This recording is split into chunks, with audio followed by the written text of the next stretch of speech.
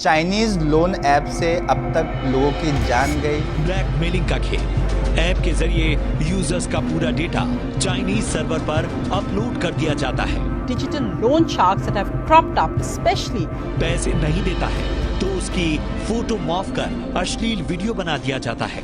Guys, हम सब ने तो ऐसे बहुत सारे loan advertisement social media platform में देखे हैं और आप में से बहुत लोगों को इंस्टेंट लोन या इंस्टेंट लोन अप्रूव का मैसेज भी आया होगा और आपके फ्रेंड्स या रिलेटिव किसी ने इंस्टेंट लोन ऐप से लोन भी लिया होगा। अगर मैं कहूँ जिन लोगों ने लोन नहीं लिया है दे आर सो लकी। अब आप एग्जैक्टली यही सोचोगे why they are so lucky. Actually ये लोन ऐप अपने यूजर्स को इंस्टेंट लोन प्रोवाइड करते हैं, वो भी बिना किसी पेपर वर्क और बिना किसी फॉर्मेलिटीज के। गाइस, ये सुनने में जितना सिंपल लगता है ये उतना ही कॉम्प्लिकेटेड है। अगर आप कोई बैंक या फाइनटेक कंपनी लोन लेने जाते हो तो वहां पे आपको बहुत सारे फॉर्मेलिटीज करनी पड़ती है। बैकग्राउंड वेरिफिकेशन, आपका सिविल स्कोर चेक होता है, आपको आईटीआर फाइल करना पड़ता है, जिसके बाद भी बहुत सारे डॉक्यूमेंटेशन से रिलेटेड फॉर्मेलिटीज होती हैं। फिर जाके आपका लोन अप्रूव्ड होता है, उसके बाद लोन आपके अकाउंट में क्रेडिट होता है। ऑन दी अदर हैंड अगर हम इन लोन एप्स की बात करें तो ये आपको बिना किसी पेपर वर्क और फॉर्मेलिटीज के लोन प्रोवाइड करते हैं। अगर हम पिछले कुछ सालों का डेटा देखें तो ये इंस्टेंट ऐप लोन ने इंडिया में बहुत ज्यादा ही पॉपुलैरिटी गेन की है और इसका सबसे बड़ा एक रीजन है जॉब लॉस ड्यूरिंग पैंडेमिक कोविड-19। हम सबको पता है जब कोविड-19 था तो पूरा देश बंद पड़ा था। इसके वजह से बहुत सारे सेक्टर के लोगों को अपना जॉब भी छोड़ना पड़ा था, जैसे कैब ड्राइवर, वेटर या फिर कोई स्टोर में काम करने वाला सेल्समैन। अगर हम पूरे इंडिया में इन 3 सेक्टर के जॉब्स को देखें तो कितने सारे लोग होंगे जिनके पास कोई सोर्स ऑफ इनकम नहीं था, वो कहीं से पैसे नहीं कमा पा रहे थे। और एग्जैक्टली आदमी को अपने लाइफ सर्वाइव करने के लिए पैसा डेफिनेटली चाहिए ही होता है। और इन सब रीजन का इंपैक्ट दिखा है स्मॉल टिकट लोन सेगमेंट में, जिसमें 162% का ग्रोथ देखने को मिला। इन इंस्टेंट ऐप लोन की बात करें तो इनसे लोन लेना बहुत ही सिंपल है। जिस तरीके से 2 मिनट में मैगी बन जाती है उसी तरीके से 2 मिनट में आप लोन भी ले सकते हो। बेसिकली आपको यहाँ पे 3 चीजों की रिक्वायरमेंट होती है, आधार कार्ड, पैन कार्ड और फेस डिटेक्शन। इन इंस्टेंट ऐप लोन देने का प्रोसेस जितना सिंपल होता है उनसे रीपे करवाने का प्रोसेस उतना ही अपोजिट होता है। इन लोन ऐप का रिकवरी का प्रोसेस इतना खराब होता है कि कई लोगों ने मेंटली डिस्टर्ब होकर सुसाइड तक कमिट कर लिया है और कई लोगों ने तो अपने नियर बाई साइबर सेल में कंप्लेन भी करवाई है। आप जैसे ही लोन ऐप को अपने फोन में इंस्टॉल करते हो आप लोन लेने के लिए इतने डिस्परेटली एक्साइटेड होते हो कि आप हर चीज पे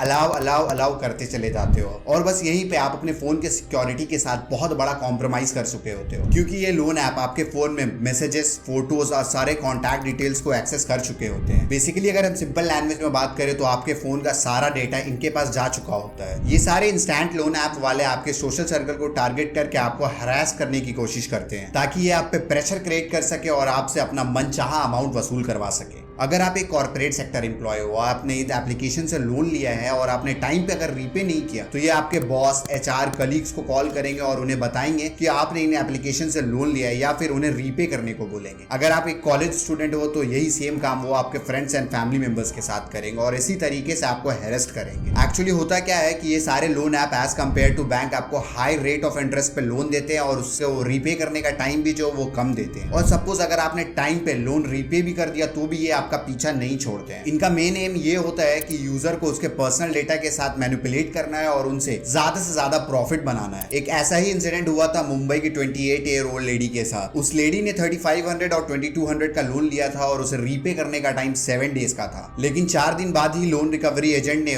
उस लेडी को कॉल किया और उसे परेशान करना शुरू कर दिया लोन रीपे करने को। और ये लोग यूजर्स को ब्लैकमेल करने के लिए उनके प्राइवेट फोटोज उनके फैमिली मेंबर्स, फ्रेंड्स और रिलेटिव तक को शेयर कर देते हैं। इसी वजह से कई यूजर ने सुसाइड तक कमिट कर लिया है। अब आप एग्जैक्टली ये सोच रहे होगे कि गवर्नमेंट के इतने टाइट रूल्स एंड रेगुलेशन के बाद भी ये कंपनी इंडिया में कैसे ऑपरेट हो रहे हैं। बट आपको सबसे इंटरेस्टिंग बात पता है, ये ऐप इंडियन है ही नहीं। इन ऐप को चाइना और हांगकांग से फंड किया जा रहा है। ऑन द फेस ये ऐप खुद को इंडियंस दिखाते हैं, लेकिन इनका ऑपरेशन और मैनेजमेंट चाइना के हाथों में होता है। ये इंस्टेंट लोन ऐप मार्केट में एक अच्छा गुडविल क्रिएट करने के लिए और सस्पेक्शन से दूर रहने के लिए खुद को इंडिया में रजिस्टर्ड करवाती है। और ऐसे ही बहुत सारे चाइनीज कंपनी है जो इंडिया में रजिस्टर्ड है, जैसे हुआई टेक प्राइवेट लिमिटेड। इस कंपनी का लिस्टेड एड्रेस है 136 उद्योग नगर, गुड़गांव। लेकिन जब ग्राउंड रिपोर्ट के लिए एक मीडिया टीम इस कंपनी में पहुंची तो उन्हें यह पता चला कि ये कंपनी अपने लिस्टेड एड्रेस से ऑपरेट ही नहीं की जाती। ऐसे ही और कुछ शेल कंपनी लिस्टेड है जैसे Black Bird Private Tech Limited. Ground report में यह भी पता चला कि ये भी कंपनी अपने लिस्टेड एड्रेस से ऑपरेट नहीं की जाती। इन फेक रजिस्टर्ड कंपनी की कहानी शुरू होती है ड्यूरिंग लॉकडाउन। कुछ चाइनीज सिटीजन ने इंडिया में यह रिकॉग्नाइज किया कि लॉकडाउन के समय पीपल को डेस्परेटली कैश चाहिए था और यही सब चीजों को देखते हुए 1000 से भी ज्यादा ऐप को लॉन्च किया गया और जिसका ऐड गूगल, फेसबुक और इवन गेम के अंदर भी चलाया जा रहा था। और ये कंपनी इंडिया में अपनी फेस वैल्यू और यूजर्स को को इंक्रीज करने के लिए, कंपनी के टॉप पोजीशन के लिए इंडियंस को ही हायर करते थे, ताकि जिससे ये लगे कि ये कंपनी इंडियन है और जेन्युइन है। गाइज आपको पता है ये लोन एप्स ने इंडिया में 2021 में 21,000 करोड़ से भी ज्यादा का स्कैम किया था। लेकिन आजकल इन लोन एप्स को लेकर पीपल में काफी ज्यादा अवेयरनेस देखने को मिल रही है और जनवरी 2021 तक 100 से भी ज्यादा ऐसे लोन ऐप को टेक डाउन कर दिया गया था मार्केट से। इंडिया में ऐसे फेक लोन ऐप को रोकने के लिए पर्सनल डेटा बिल का पास होना बहुत ही जरूरी है। पर्सनल डेटा बिल के बाद काफी हद तक ये लोन ऐप वाले अपना स्कैम चलाने में नाकामयाब हो सकते हैं इंडिया में। गाइस आपको पता है आखिर लोग क्यों इन लोन ऐप्स के चक्कर में फंस जाते हैं? क्योंकि वो इन लोन ऐप को आइडेंटिफाई नहीं कर पाते हैं। तो आप कैसे आइडेंटिफाई कर सकते हो इन लोन ऐप को? अगर लेंडर आपसे अपने सर्विसेज के पैसे पहले ही मांग लेता है तो सीधे सीधे आप समझ जाओ कि वो फेक है, आपके साथ स्कैम हो रहा है। जो जेन्युइन लेंडर होते हैं वो अपना सारा फीस लोन में ही इंक्लूड कर देते हैं। कोई भी लेंडर अगर आपको फोन पे लोन ऑफर करता है तो समझ जाओ यहाँ पे कि दाल में कुछ काला जरूर है, क्योंकि लोन ऑफर रिटन में होना चाहिए और उसमें सारी फीस इंक्लूड होनी चाहिए। कोई भी लेंडर अगर आपको ऑनलाइन पैसे देने के लिए तैयार है तो सबसे पहले आप उसका एड्रेस कंफर्म करो और फाइनेंशियल रेगुलेशन ऑफिस से कॉन्टैक्ट करके ये पता करो कि वो कंपनी जेन्युइन है या नहीं। कोई भी लेंडर बिना तुम्हारा सिबिल स्कोर चेक किए, बिना कोई डॉक्यूमेंटेशन और बिना कोई फॉर्मेलिटीज के लोन तुम्हें प्रोवाइड कर रहा है तो समझ जाओ he is doing scam with you. और मैं यही कहूंगा कि जितना हो सके इन लोन एप्स को अवॉइड करो। अगर तुम्हें 2, 4, 5, 10 हजार की जरूरत है तो अपने फ्रेंड्स, फैमिली या फिर रिलेटिव से बोरो कर लो। और जिन लोगों ने भी इन लोन ऐप से लोन लिया है उन्हें रिकवरी का प्रोसेस बहुत अच्छे से पता है। वैसे अगर कोई लोन रिकवरी एजेंट आपको कॉल करके हैरेस करता है तो डरने की कोई जरूरत नहीं है, क्योंकि एक चोर दूसरे चोर की कंप्लेंट नहीं कर सकता है। आई होप मैं क्या कहना चाहता हूं आप डेफिनेटली समझ रहे होगे। गाइज अगर आप में से किसी को भी लोन ऐप वालों की तरफ से हैरेस किया जा रहा है तो इसकी कंप्लेन जरूर करें या फिर अपने फ्रेंड्स, फैमिली के साथ शेयर करें और इस चीज का सॉल्यूशन निकाले। यार जिंदगी बहुत कीमती है, सो किसी के डर से या फिर किसी के वजह से ऐसा कोई भी काम मत करो जिससे आपको बाद में रिग्रेट हो लेकिन आप उस चीज को ठीक नहीं कर सकते। यार दुनिया में तो प्रॉब्लम सबके साथ होते हैं तो उसका सॉल्यूशन ढूंढना चाहिए, ऐसा नहीं कि उसकी वजह से खुद को हार्म करना चाहिए। Never harm yourself for anyone और फॉर एनीथिंग। आई होप आप सबको वीडियो अच्छी लगी होगी और ऐसी कंटेंट देखने के लिए definitely do subscribe to our channel.